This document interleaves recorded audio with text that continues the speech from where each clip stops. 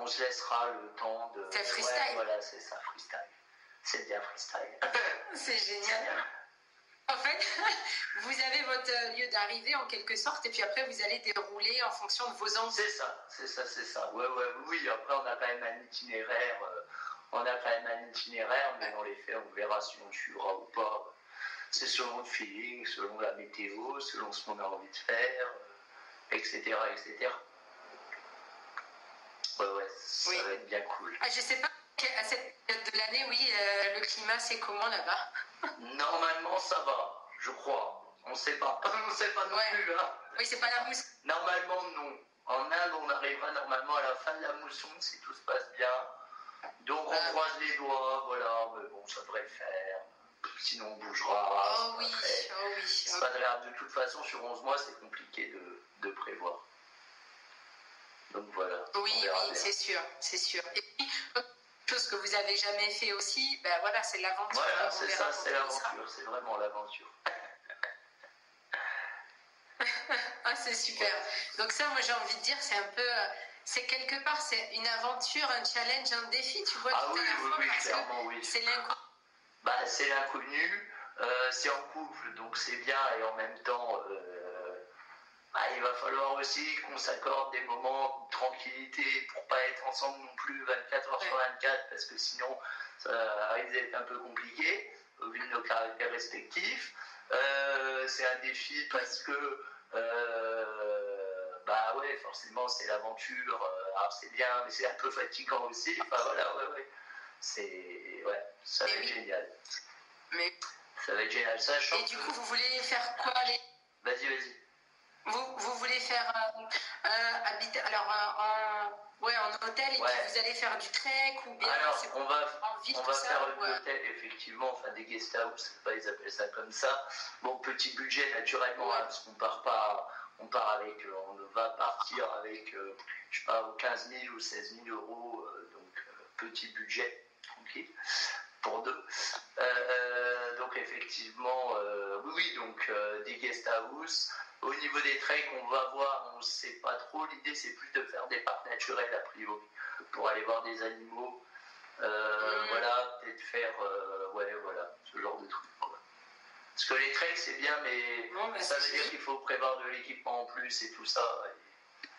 Et avec notre sac de 15 litres, on peut rien mettre dedans. Ouais, c'est sûr que niveau équipement sportif, là, on est un peu limité. Globalement. Écoute, moi, je serais ravie que tu nous en reparles quand tu as fini, en fait, cette aventure. De toute façon, je vais faire des vlogs en voyage, en fait. On va vlogger en voyage. Oui. Donc, je passerai le lien de la chaîne, le lien de la chaîne YouTube. Comme ça, carrément. vous pourrez nous suivre. Carrément. Avec grand plaisir, sachant que j'essaierai de cultiver les podcasts aussi en voyage. Je pense que ça peut être intéressant. Ouais. Là aussi, faut que je vois comment je vais faire ça, mais on va le faire. Ouais, mais tu vois déjà, quand tu vois le temps que ça te prend aujourd'hui, ça te prend combien de temps sur une journée? Ça te prend combien de minutes? Moi, en fait, j'enregistre tout le samedi après-midi, généralement. Ou alors quand je commence à 13h, là, voilà. En 3 heures? Globalement, ça ne me prend pas... en une après-midi, quoi. Je fais montage et enregistrement et montage pour la semaine, voire pour les 2 semaines si je suis en forme. Ça dépend des sujets, ça dépend si j'ai des choses à dire, ça dépend. Mais bon, en voyage, c'est pas infaisable. Ouais, mais donc Si je le fais là, je dois pouvoir le faire. Non, au contraire.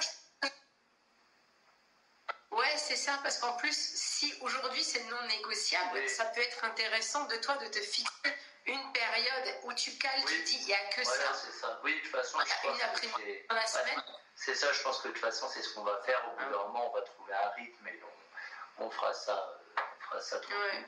Ouais. En plus, c'est ça. Tu pars avec des podcasts. Si tu pars, tu mets déjà des podcasts en avance et puis comme ça, tu as le temps de t'adapter après à la vie locale et puis après, tu te fixes. Oui, je pense que c'est ce que je vais faire, effectivement.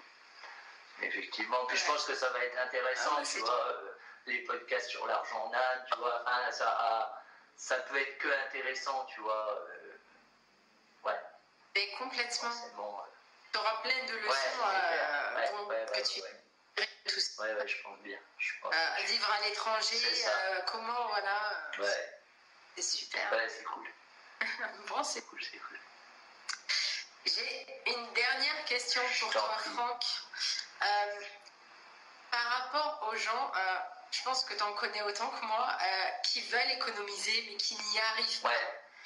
Quel serait ton meilleur conseil pour commencer, pour passer à l'action? Alors, déjà faire un budget. C'est-à-dire noter les recettes, les dépenses, soustraire les dépenses aux recettes et voir ce qui reste. S'il reste du positif, c'est bien, ça veut dire qu'on peut épargner. S'il reste un zéro, ça veut dire qu'on est à l'équilibre, donc il va falloir penser à baisser les dépenses. Si on est à découvert, il va falloir encore plus penser à baisser les dépenses. Mon conseil pour passer à l'action, c'est tout simplement de se payer en premier. Moi, c'est ce que je fais, ça m'aide beaucoup. C'est-à-dire que dès que mon salaire tombe, j'ai des petites fiches Bristol. Ils sont ici, moi je suis à l'ancienne, je suis en mode fiche Bristol, ou alors on peut faire un tableur Excel pour les plus informaticiens, peu importe. Et dès que le salaire tombe, je soustrais toutes les dépenses et je me vire ce qui reste. C'est-à-dire, j'attends pas la fin du mois, parce qu'à la fin du mois, il reste rien, on le sait, tout est déjà parti. On le sait. Et c'est une discipline que j'ai pris, et ça fait très longtemps que je crois que j'ai eu dans Père riche, Père pauvre, il me semble, de mémoire. Et franchement, ça fait des miracles. On met ça sur un compte et on n'y touche pas. Quel que soit, on n'y touche pas. C'est aussi simple que ça. Et il n'y a que ça qui marche. Sauf si on est super discipliné et tout ça, mais si on est super discipliné, on n'a pas de souci d'argent de base. Donc si on n'est pas discipliné comme tout le monde, il n'y a personne qui est discipliné de toute façon, et on se paye en premier tout simplement avant que les factures tombent, avant que quoi que ce soit tombe. On fait un virement en automatique, même on peut le faire. Moi je ne le fais pas en automatique parce que j'aime bien faire mon propre calcul, mais le mieux c'est de le faire en automatique, comme ça on n'y pense pas, c'est fait, et ensuite sur le compte on n'a plus que... et on retire de l'espèce. Et nous, comme je dis, on a une carte banque, on a un compte commun, il sert que pour les prélèvements, on retire tout en espèces et c'est tout. Et on n'utilise pas la carte hormis ce qu'on a défini. Voilà. C'est cool. Merci beaucoup, Franck, d'avoir été là aujourd'hui. Écoute, je t'en prie, ça m'a bien fait plaisir aussi, c'était fortement intéressant. Et merci à tous ceux qui ont suivi l'interview. Moi, ce que je te propose, si tu veux aller plus loin, c'est vraiment de t'inscrire à la Team Abondance, parce que là-bas, on est une équipe de femmes qui veulent atteindre leurs objectifs financiers. Donc, je te laisse et je te souhaite une excellente journée. Bonne journée. Au revoir, Franck. Salut.